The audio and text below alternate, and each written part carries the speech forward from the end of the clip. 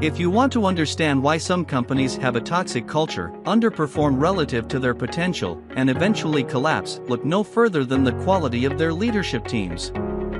Whereas competent leaders cause high levels of trust, engagement, and productivity, incompetent ones result in anxious, alienated workers who practice counterproductive work behaviors and spread toxicity throughout the firm.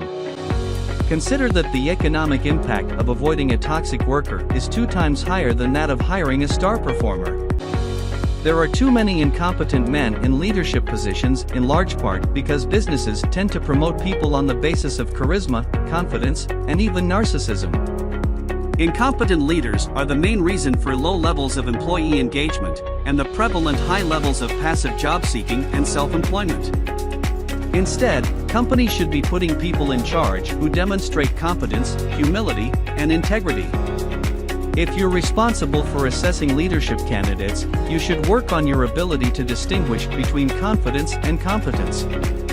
Remember that overconfidence is a natural result of privilege, which is often linked to gender.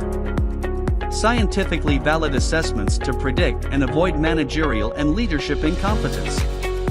Even simple tests that may initially seem innocuous or ineffective can predict whether someone is likely to be an incompetent leader. The underlying reason is that there are systematic individual differences in how people present themselves, and these differences predict people's leadership style and competence.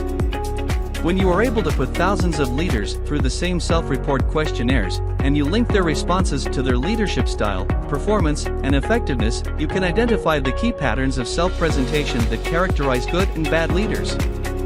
Fortunately, you can use scientifically valid assessments to measure the traits you want, or don't want, in your leaders.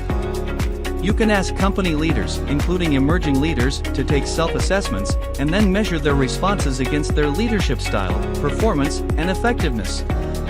The resulting data will help identify patterns that characterize good and bad leaders at your company.